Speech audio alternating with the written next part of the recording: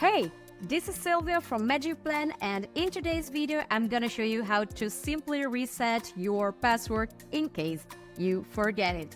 So you can take your mobile device, you can open the magicplan app, you will then tap on my account and you log in. You insert the email that you normally use for magicplan, and now if you forgot your password, you simply tap on forgot password. Okay, are you sure? Yes, then you will get this message to check your email because a link will be sent there. So we tap on yes. Okay, a reset email has been sent to my inbox.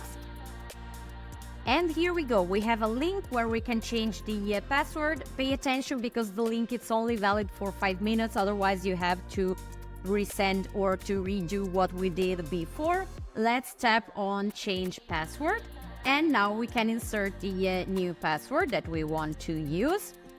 I confirm this password, of course, and we click on reset.